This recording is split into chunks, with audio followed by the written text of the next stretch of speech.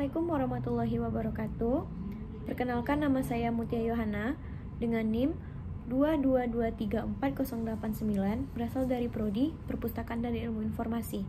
Baiklah, pada kesempatan kali ini saya akan melengkapi tugas ujian akhir semester mata kuliah dasar-dasar filsafat dengan materi yang saya angkat, yaitu tentang iman dan logika. Baiklah, kita akan membahas mengenai iman dan logika. Jika kita artikan, iman itu sama seperti dengan ranah hati, sedangkan logika itu sama dengan ranah otak. Nah, dan dapat disimpulkan bahwa pengertian iman ini sama dengan kerelaan seseorang untuk mengorbankan dirinya dalam bentuk imannya. Sedangkan logika yaitu ilmu dan sekaligus seni dalam berpikir yang religius dan benar. Nah, ada beberapa kalimat klise yang banyak terpapar di masyarakat Indonesia.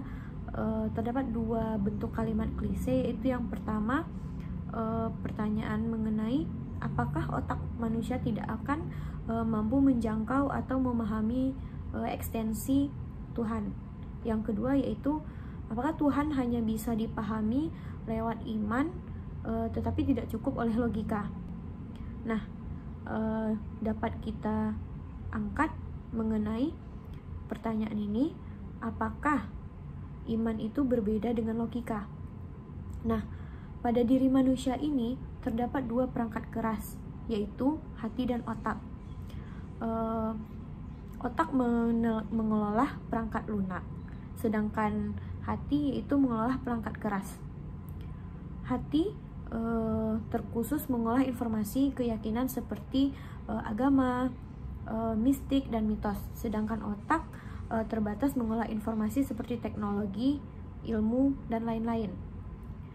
Pandangan ini bisa lahir atau dilahirkan anggapan bahwa berfilsafat hanya menjangkau kulit luar kebenaran atau dangkal sifatnya, sedangkan beragama mampu menjangkau hakikat inti kebenaran tersebut.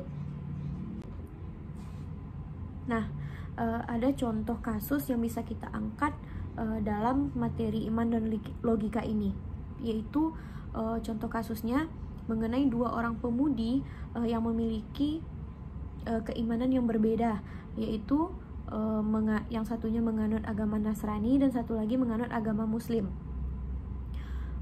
Ketika mereka sedang berbincang-bincang, seorang Nasrani ini bertanya kepada seorang Muslim, yang mana pertanyaannya, seorang Nasrani ini, apakah kamu mempercayai Tuhanmu?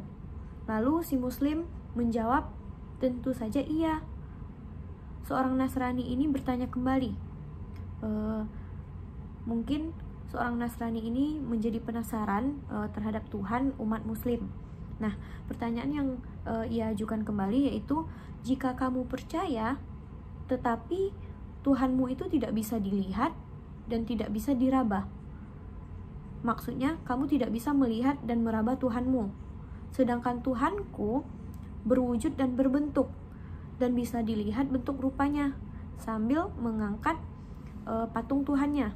Nah, si Muslim ini tersenyum lalu menjawab, memang aku tidak bisa melihatnya, tetapi aku juga tidak bisa meraba dan menyaksikan wujudnya. Nah, lalu Nasrani ini bertanya kembali, lalu bagaimana kamu bisa percaya terhadap Tuhanmu ini? Nah, si Muslim ini kembali menjawab pertanyaannya dengan membuktikan suatu pembuktian, yaitu dengan dia bisa menunjukkan bagaimana dia tersebut, seorang Muslim ini, bisa merasakan bahwa Allah Subhanahu wa Ta'ala itu adalah Tuhanku. Si Muslim menjelaskan dan menjawab kembali, aku bisa membuktikannya dengan cara menuangkan 1 sendok gula pasir ke dalam gelas yang berisikan air, lalu diaduk sampai mereka larut, dan minumlah. Nah, seorang Nasrani ini terkejut dan tercengang melihat aksi yang dilakukan oleh seorang Muslim ini. Lalu Muslim ini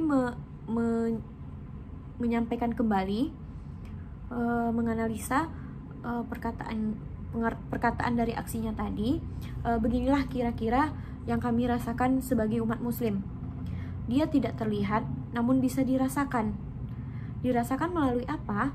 Melalui mendekatkan diri kepada Allah Subhanahu wa Ta'ala dan bertawakal melalui doa dan mematuhi yang telah ditetapkannya dan menjauhi larangannya.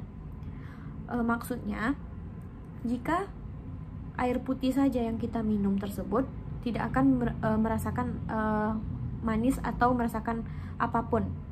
Tetapi jika telah dicampur dengan gula, maka seorang diri kita itu pasti akan merasakan yang namanya manis. Nah, begitu juga cara mendekatkan diri kepada Tuhan kami atau Allah Subhanahu wa Ta'ala. Lalu seorang Nasrani ini terkejut dan terdiam. Sontak langsung terkejut dan hanya bisa menganggukkan kepalanya.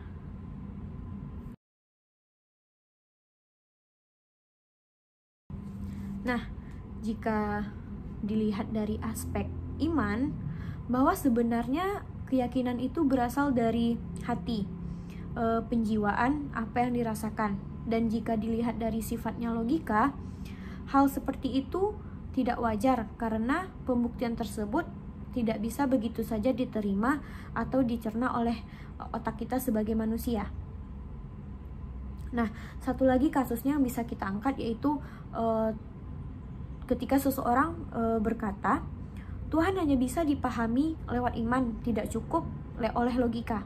Nah, maka pertanyaannya, lantas mengapa orang hilang ingatan atau ODGJ tidak wajib beragama atau beriman?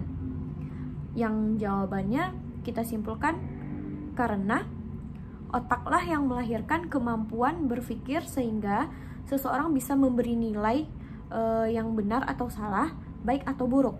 Nah, itulah sebabnya orang ODGJ tidak dituntut untuk kewajiban bermoral karena otaknya tidak dapat menjalankan fungsi bernalar. Mereka tidak memiliki penaralan yang begitu cukup atau tidak memiliki penaralan yang begitu kuat. Nah, dari pembahasan kita tadi dapat kita simpulkan bahwa dari kasus di atas sesungguhnya komparasi yang dimaksud bukanlah untuk membandingkan bahwa logika dan iman itu bertolak belakang, tetapi iman merupakan suatu kepercayaan yang sifatnya berasal dari Tuhan, dan logika merupakan salah satu bidang ilmu yang mempelajari atau memahami dengan suatu hal yang dianggap benar. Nah, jika dibandingkan dengan iman, maka logika hanya sesuatu yang dapat dimengerti secara kasat mata. Namun iman merupakan suatu kepercayaan manusia yang tidak dapat didefinisikan. Jadi, iman dan logika ini bertolak belakang, tidak bisa disamakan. Sekian, terima kasih. Assalamualaikum warahmatullahi wabarakatuh.